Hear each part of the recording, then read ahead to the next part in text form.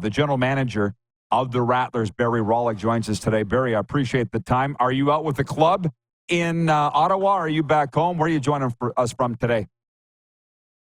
Rod, it's always a pleasure to be on with my favorite sports media personality. Thanks for having me. I'm in Ottawa right now. Just completed our team shoot, and we're going to be heading over to the arena in a couple hours. Okay, well, thank you for the kind words. I appreciate you, Barry. And listen, you know me a long time. I'm not going to bring you on here and grill you or hammer you, but I've been at the games. You started off with the best record in franchise history and now missing the playoffs. What happened in between? Just explain it to us Rattlers fans, if you don't mind, watching from the outside. Well, it's really a convergence of a whole bunch of things, I think. Obviously the transitional nature of our roster this year was really not helpful to us, particularly all kind of coming together exactly at the same time, losing a player with the quality of Jalen Harris, who was having an MVP season up until the point that he departed for a contract in China, was obviously one of the things that we had to overcome. And obviously the loss of the players to the summer league was difficult, and tie that in with a couple of injuries. But at the end of the day, that's the nature of the CEBL. It's somewhat transitional in terms of the rosters. You have to expect some of those changes, and unfortunately for us this season, a lot of that just kind of came together all at exactly the same time, which certainly hurt us. I think it was a learning process for our coaching staff over the course of the season. Larry Abney came into the league, and I think he discovered a lot about the league and just the nature of the style of play is a little bit different than what he was familiar with in the G League. And I think it was a real learning curve for him. And, as time has gone along, he's told me that he's learned a lot of things along the way. And, unfortunately, some of those came in the way of some very painful losses. I think a critical turning point for us was not the previous game in Winnipeg, but the game before that, with going a 10-point lead going into Elam time and losing that game. That really turned our season in the wrong direction. And, unfortunately, we kind of spiraled from there, and we're not able to recover. Yeah, well, I'm going to get more deep into this, but I think you should know this. I saw you at one of the games when you guys were rocking it out of the gate, and I said to Lee Genia, your president, who's responsible for all this talent? He goes, it's Barry. It's all Barry. And he goes, and Larry Abney's been great, the head coach. I looked at that Jalen Harris. I said, he's like Lionel Messi playing in the MLS, scoring 5 goals a game. This is too easy for Jalen Harris. That's what I saw. He was unbelievable. Maybe the best player the league's seen. Would I be right? Well, that wouldn't be out of the ballpark to be able to say that. He's, obviously there's some very good talent in this league. And, you see some of the things that Justin Wright Foreman is doing in Winnipeg right now. And he's a guy that we brought into the league last year. So, there's some significant talent in this league. And, again, as I said, losing a player of that caliber is difficult. It's something you need to be prepared for, but when it happens rather unexpectedly, it's really difficult to find another player of that ilk.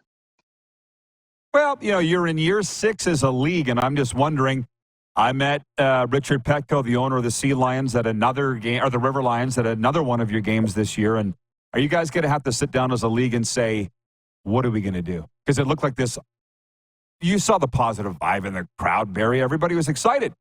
I don't remember a story like this. This isn't a new league. How do you deal with this in the years coming forth where you can actually build something?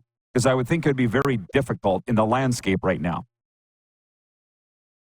Well, it's very interesting, and having you mentioned that, I'm very grateful for our fan base. We have a very loyal fan base, and I do have to mention Lee Genia. I think he's done a tremendous job on putting us on the right track this year. Off the court, he and his staff have worked extremely hard in order to build a culture, to build an environment in which a foundation that we can build on off the court. The question is, how do you bring some roster stability to the league? And I know that all the czars of the league, so to speak, Mike Morreale, the leadership there, Richard Petco, they're all having some discussions surrounding that. I think one of the long-term goals in this league is obviously the ownership of the teams, and we are still a league-owned team. And I think going forward, finding private ownership for the team would would be desirable and allow us to move forward in some areas that we're probably behind the curve a little bit with some of the other teams in the league with right now. Mm-hmm. It's fascinating. Just more than anything, as a Rattlers fan, and I go to the games, I'm like, this is disappointing, right? So I just wonder how this can be combated in the future. You get it. But you also mentioned Harris goes to China, but with the NBA Summer League, G League, they're on the rise, man. To the point that I know the Miami Heat won a title the other night in the Summer League. Why has this become such a huge? It's always been big in the States, but now we're hearing about it in Canada. Is it TV or what is it? Why is this taking such a major surge ahead?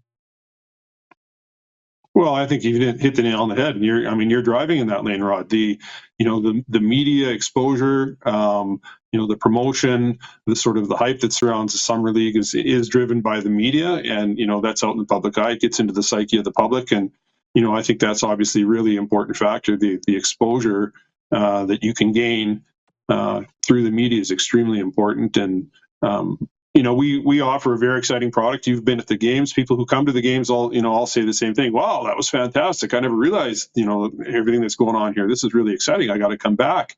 But getting that word spread further, I think is important. I think if you look to kind of a benchmark, they've done a really good job in Winnipeg with their franchise and what they've done there in terms of getting that out there to people. And, they really created something there. And I think, quite honestly, I think Lee's got us on that path. It's gonna take us a while to get there. It's a matter of, we've established a loyal fan base. Now it's a matter of expanding on that, and all these people will play a part in it.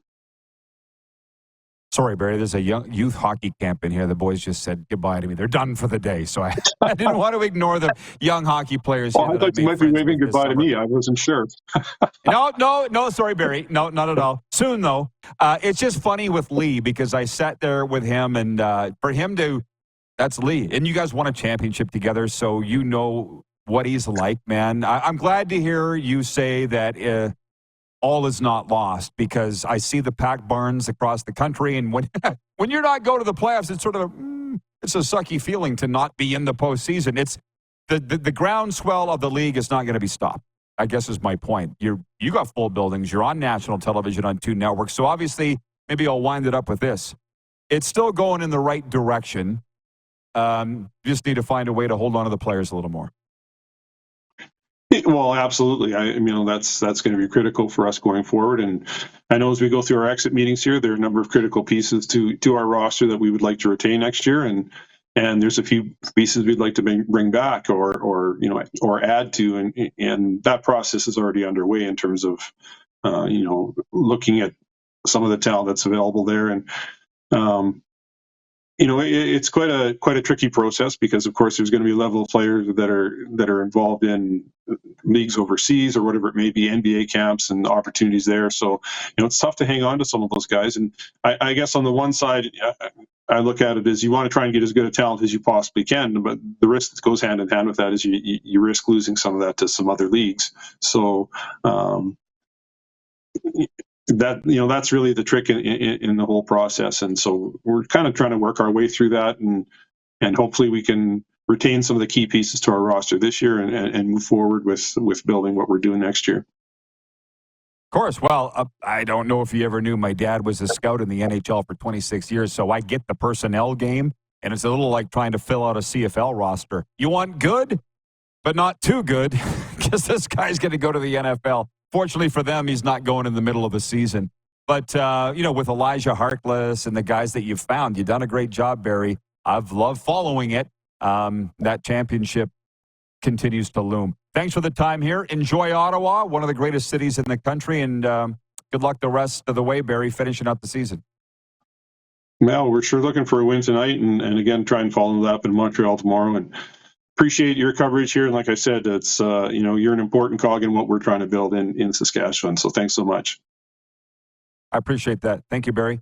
Barry Rawlyk, the general manager of the CEBL's Saskatchewan Rattlers. It's been quite a story. And again, the games tonight, Sask at Ottawa, Vancouver at Brampton, and Winnipeg at Calgary.